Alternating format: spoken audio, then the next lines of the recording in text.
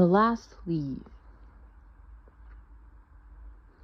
In a little district west of Washington Square, the streets have run crazy and broken themselves into small strips called places. These places make strange angles and curves.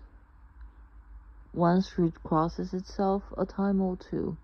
An artist once discovered a valuable possibility in the street. Supposing a collector with a bill for paints, paper, and canvas should, in traversing this route, suddenly meet himself coming back without a cent, having been paid on account.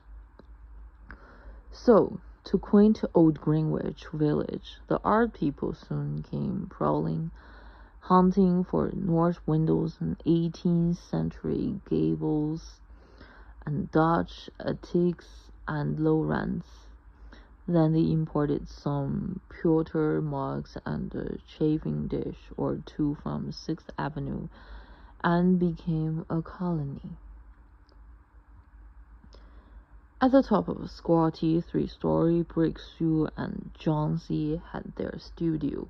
Johnsy was familiar for Joanna. One was from Maine, the other from California. They had met at the table, the hall of an 8th Street Demonicals, and found their tastes in art, chicory salad, and bishop sleeves so congenial that the joint studio resulted.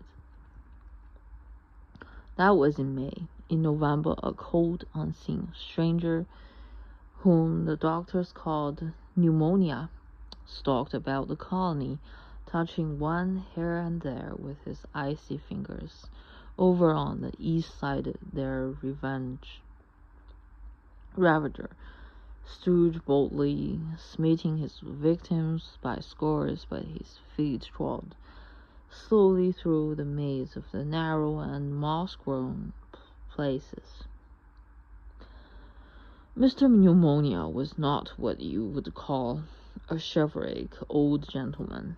Amid of little women with blood thinned by California zephyrs, was hardly fair game for the red-fisted, short-breathed old duffer. But Johnsy he smote, and she lay, scarcely moving on her painted iron bedstead, looking through the small Dutch window panes at the blank side of the next brick house. One morning, a busy doctor invited Sue into the hallway with the shaggy gray eyebrow. She has one chance in, let us say 10, he said, as she shook down the mercury in his clinical thermometer, and that the chances for her to want to live. This way people have the lining upon the side of the undertaker makes entire pharmacopoeia look silly. Your little lady has made up her mind that she's not going to get well. Has she anything on her mind? She wanted to paint the Bay of Naples someday, said Sue. Paint, bosh. Has she anything on her mind worth thinking twice? A man, for instance? A man, said Sue with a Jew harp tone in her voice. Is a man worth? But no, doctor, there's nothing of the kind.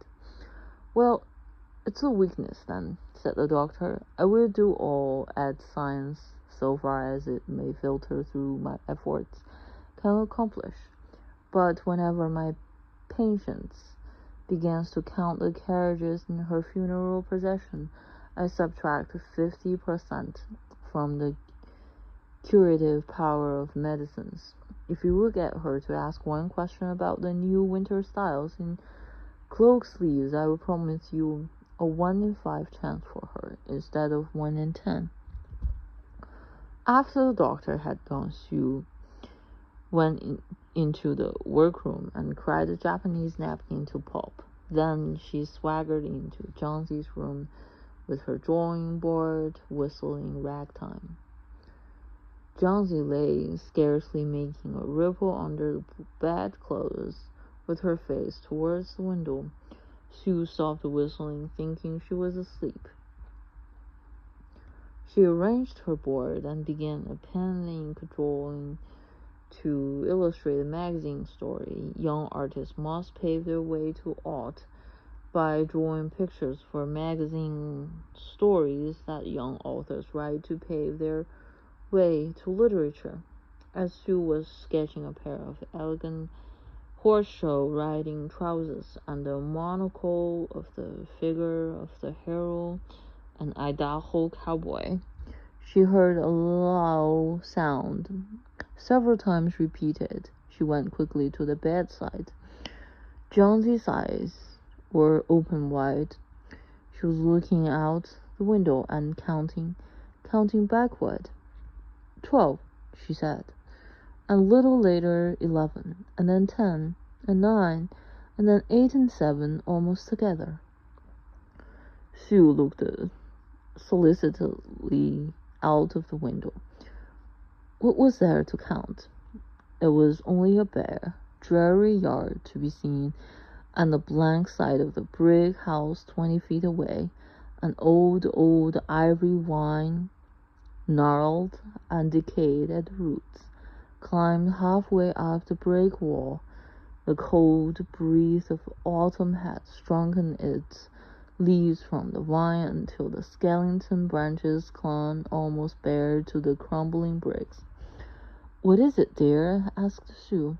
6, said Johnsy, in almost a whisper. They're falling faster now. 3 days ago, there were almost 100. It made my headache to count them, but now it's easy. There goes another one. There are only 5 left now. 5 what, dear? Tell you, Sooty. Leaves on the ivy vine. When the last one falls, I must go too. I've known that for 3 days. Didn't the doctor tell you? Oh, I never heard of such nonsense, complained Sue with magnificent scorn. What have all the ivy leaves to do with your getting well? And you used to love that wine so, you naughty girl. Don't be goosey. Well, the doctor told me this morning that your chances for getting well real soon were. Let's see exactly what he said. He said the chances were 10 to 1. Why, that's almost as good as a chance as we have in New York when we ride on streetcars or walk past a new building. Try to take some broth now and let Sooty go back to her drawing so she can sell the editor man with it and buy port wine for her sick child and pork chops for her greedy self. You needn't get any more wine, said Johnsy, keeping her eyes fixed out of the window. There goes another. No, I don't want any broth. That leaves just 4. I want to see the last one fall before it gets dark. Then I'll go too. Johnsy, dear, said Sue, bending over her.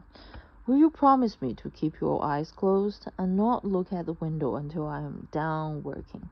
I must hand those drawings in by tomorrow. I need the light, or I would draw the shade down. Couldn't you draw in another room? Asked Johnsy coldly. I'd rather be here with you, said Sue. Besides, I don't want you to keep looking at those silly ivy leaves.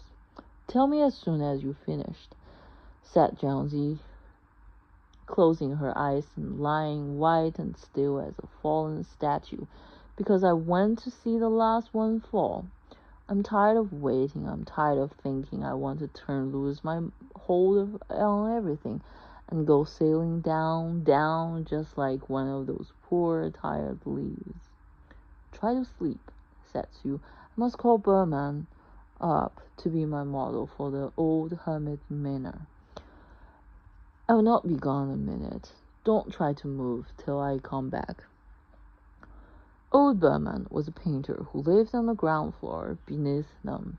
He was past 60 and had a Michelangelo's Moses beard curling down from the head of the satyr along the body of an imp. Berman, Berman was a failure in art. 40 years he had wielded the brush without getting near enough to touch the hem of his mistress' robe. He had been always about to paint a masterpiece, but had never yet begun it. For several years he had painted nothing except now then a dome in the line of commerce or advertising. He earned a little by serving as a model to those young artists in the colony who could not pay the price of a professional. He drank gin to excess, and still talked of his coming masterpiece. For the rest, he was a fierce little old man who scoffed terribly at softness in anyone, and who regarded himself as special mastiff in waiting to protect the two young artists in the studio above. Sue found Berman smelling strongly of juniper berries in his dimly lighted den below. In one corner was a blank canvas on the easel that had been waiting there for 25 years to receive the first line of the masterpiece. She told him of Jonesy's fancy, and now she feared she would indeed, light and fragile as a leaf herself, floating away when her slight hold upon the world grew weaker. Old Berman, with his red eyes plainly streaming, shouted his contempt and derision for such idiotic imaginings. "Was," he cried, "is there people in the world meet their foolishness to die because leaves die drop off a confounded vine? I have not heard of such a thing. No, I would not pose as a model for you full-hammed dunderhead. Do you allow that silly pusiness to come in the brain of her? Ah, that poor little Miss Jonesy." "She's very ill and weak," said Sue, "and the fever has left her mind morbid and full of strange fancies." "Very well, Mr. Berman, if you don't care to pose for me, you needn't. But I think you're a horrid old flibbertigibbet." "You're just like a woman," yelled Berman. "Who said I would not pose? Go on, I can't let you. For half an hour I have been trying to say that I'm ready to pose. Good. This is not any place in which one so good as Miss Jonesy shall lie sick. Some day I will print a masterpiece, and we shall all go away. Good. Yes." Josie was sleeping when they went upstairs. Sue put the shade down to the window sill and motioned Berman into the other room. In there they peered out the window fearfully at the ivory vine. Then they looked at each other for a moment without speaking. A persistent cold rain was falling, mingled with snow. Berman, in his old blue shirt, took his seat as a hammock winner on an upturned kettle for a rock.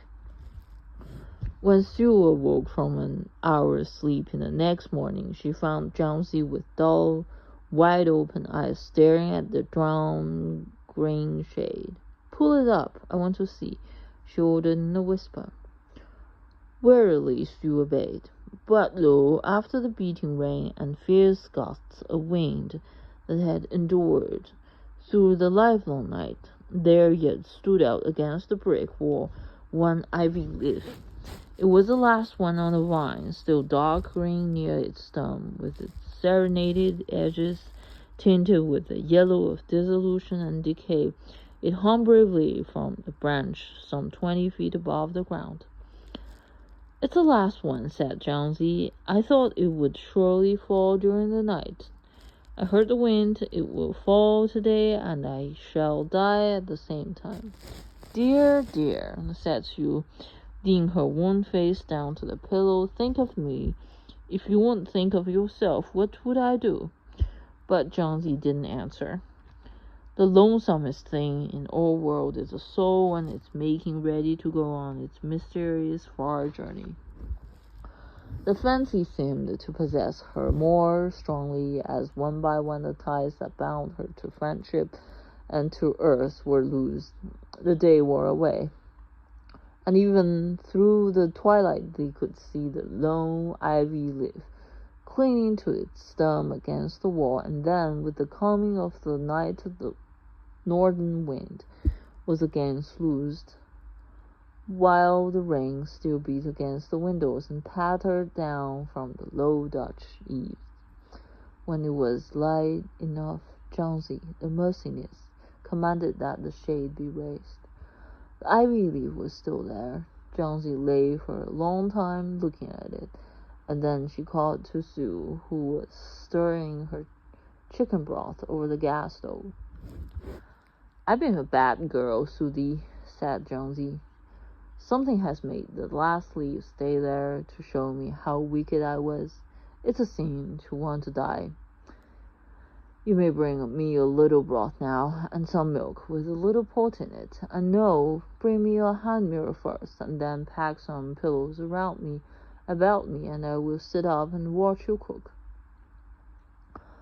An hour later she said, "Sudie, some day I hope to paint the Bay of Naples." The doctor came in the afternoon, and Sue had an excuse to go in the hallway as he left. "Even chances," said the doctor, taking Sue's thin, shaking hand in his. "With good nursing you will win. And now I must see another case I have downstairs, Berman. His name is some kind of an artist, I believe. Pneumonia, too. He's an old, weak man, and the attack is acute. There's no hope for him, but he goes to the hospital today to be made more comfortable." The next day the doctor said to Sue, "She's out of danger. You want nutrition care now, that's all." And that afternoon Sue came to bed when Jonesy lay contentedly knitting a very blue and very useless woolen shoulder scarf, and put one arm around her, pillows and all. "I have something to tell you, White Mouse," she said.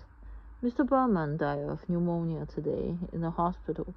He was ill only 2 days. The janitor found him in the morning of the first day in his room downstairs, helpless with the pain.